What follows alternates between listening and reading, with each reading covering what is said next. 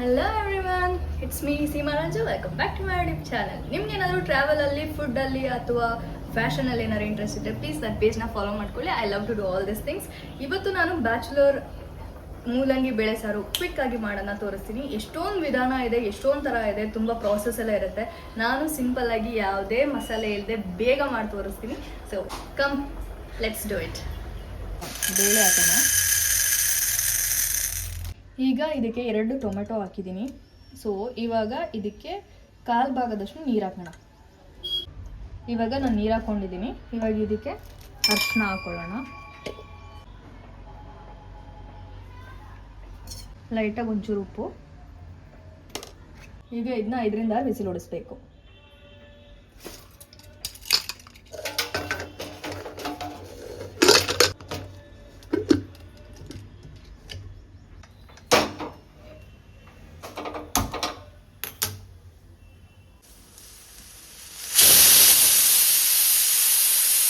ಈಗ ಮೇನ್ ಬೇಕಾಗಿರೋ ತರಕಾರಿ ಬಂದು ಮೂಲಂಗಿ, ಇನ್ನು ಕೊತ್ತಂಬರಿ ಸೊಪ್ಪು, ಈರುಳ್ಳಿ, ಮೆಣಸಿನ್ಕಾಯಿ, ಬೆಳ್ಳುಳ್ಳಿ, ಇದೆಲ್ಲ ಇಂಗ್ರೀಡಿಯೆಂಟ್ಸು ನಾರ್ಮಲ್ ಆಗಿ ಬೇಸಿಕ್ ಮನೇಲಿ ಇದ್ದೇ ಇರುತ್ತೆ.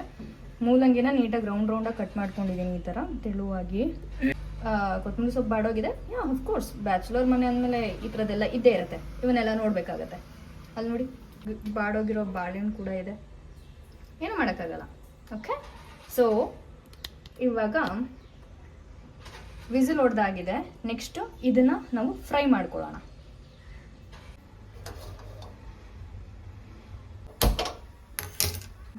ಆಯಿಲ್ ಹಾಕೊಳ್ಳೋಣ. ಜೀರಿಗೆ,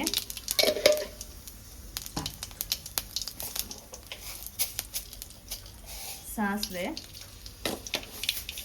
ಮ್ಯಾಶ್ ಮಾಡಿರೋ ಬೆಳ್ಳುಳ್ಳಿ, ಮೆಣಸಿನ್ಕಾಯಿ ಮತ್ತು ಈರುಳ್ಳಿ.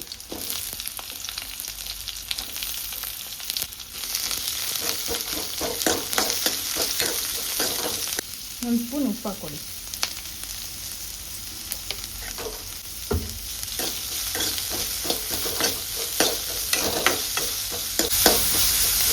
ಸೊ ಇವಾಗ ಇದಾಗಿದೆ. ಇದಕ್ಕೆ ಇವಾಗ ಮೂಲಂಗಿ ಹಾಕಿ.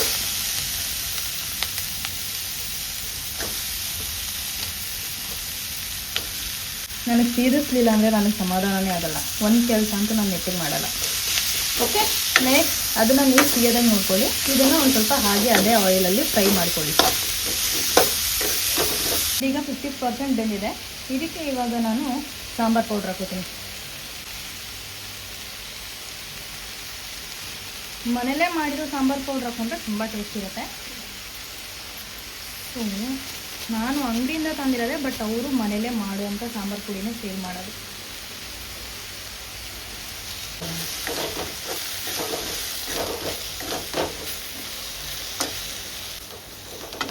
ಹಿಂಗೆ ಒಂದು 5 ನಿಮಿಷ ಬೇಯಲಿ. ಈಗ ಇದಕ್ಕೆ ತರಕಾರಿ ಮುಳುಗುವಷ್ಟು ನೀರು ಹಾಕೋಣ.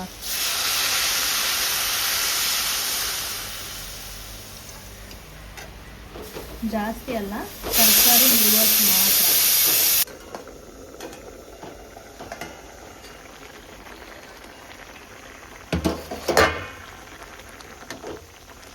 ಈಗ ಆಲ್ಮೋಸ್ಟ್ ಬೆಂದಿದೆ. ಇವಾಗ ನಾವು ಆವಾಗಲೇ ಟೊಮೆಟೊ ಮತ್ತು ಬೇಳೆ ವಿಸಿಲ್ ಹೊಡಿಸ್ಕೊಂಡಿದ್ವಲ್ಲ, ಅದನ್ನು ಹಾಕೊಳ್ಳೋಣ.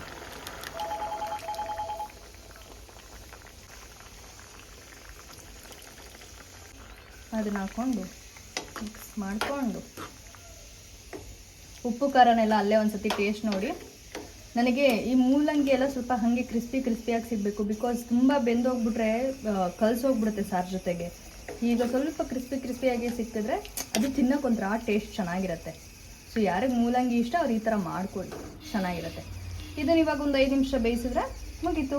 ಫೈನಲಾಗಿ ಕೊತ್ತಂಬರಿ ಸೊಪ್ಪು ಹಾಕೋಣ. ಆಮೇಲೆ ಇನ್ನೊಂದು 2 ಕುದಿ ಬಂದುಬಿಡಲಿ.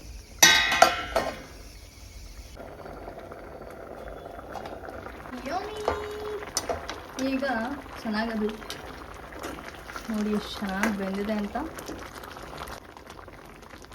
ಇವಾಗ ಫೈನಲಾಗಿ ಕೊತ್ತಂಬರಿ ಸೊಪ್ಪು ಹಾಕಿದ್ದೀನಿ. ಇದನ್ನ ಚೆನ್ನಾಗಿ ಮಿಕ್ಸ್ ಮಾಡಿ ಗ್ಯಾಸ್ನ ಆಫ್ ಮಾಡಿ. ಠಡಾ, ನಮ್ಮ ಸೂಪರ್ ಡೂಪರ್ ಈಸಿ ಮೂಲಂಗಿ ಬೇಳೆ ಸಾರು ರೆಡಿ. ಟೇಸ್ಟ್ ಮಾತ್ರ ನೆಕ್ಸ್ಟ್ ಲೆವೆಲಲ್ಲಿ ಇರುತ್ತೆ. ಒಂದು ಸತಿ ಮನೇಲಿ ಟ್ರೈ ಮಾಡಿ. ಎಲ್ಲ ತರಕಾರಿ ಕಟ್ ಮಾಡಿ ಇಟ್ಕೊಂಡ್ರೆ ಜಸ್ಟ್ 15 to 20 ಮಿನಿಟ್ಸ್ ಒಳಗೆ ಇಷ್ಟು ಬ್ಯೂಟಿಫುಲ್ ಆಗಿರೋ ಮೂಲಂಗಿ ಬೇಳೆ ಸಾರು ರೆಡಿಯಾಗಿರುತ್ತೆ. ಓಕೆ,